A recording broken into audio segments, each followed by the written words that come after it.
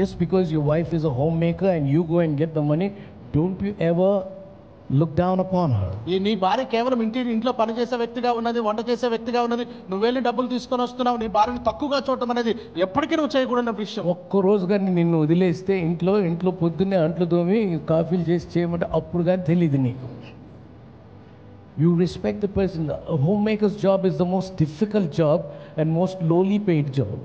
ఆ యొక్క ఇంటి పనులు చూసుకునేటువంటి బాధ్యత ఏదైతే ఉందో అది తక్కువ జీతం బాధ్యత అండి, కానీ చాలా కష్టమైనటువంటి బాధ్యత అది. You kept the home safe. నువ్వు కుటుంబాన్ని, ఇంటిని జాగ్రత్తగా ఉంచావు. You kept the children safe. నువ్వు పిల్లల్ని జాగ్రత్తగా ఉంచావు. You kept the things in the home safe. ఇంట్లో వస్తువులు జాగ్రత్తగా ఉంచావు. I made a mess when I was walking out of the house, but you kept it so clean. నేను అంత చిందరవందరగా చేసి వెళ్ళాను, నువ్వు వచ్చేసరికి నువ్వు అంత చక్కగా చేసి పెట్టి ఉంచావు. I appreciate you. Thank you. నేను నిన్ను నిజంగా గౌరవిస్తున్నాను. For me, I have one job and one style of work in my office. నా ఆఫీసులో అయితే ఒక రకమైన పని నాకున్నది. But at home, you multitask and do a lot of things. అయితే నీకు ఇంట్లో అనేక రకమైనటువంటి పనులు ఉంటూ ఉన్నాయి. The homemaker is a cook.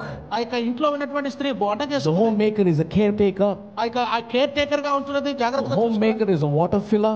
నీళ్లు నింపడం అనే పని ఉంటుంది. The homemaker is also a person who takes care of your kids, పిల్లల్ని kids చూసుకోవడం, keeper.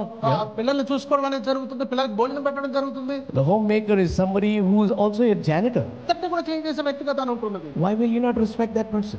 ఎందుకు మనం వారిని గౌరవించకూడదు? Why will you not love that person? ఎందుకు మనం ప్రేమించకుండా ఉంటాం? You have to honor them. వారిని గౌరవించాలి, ప్రేమించాలి.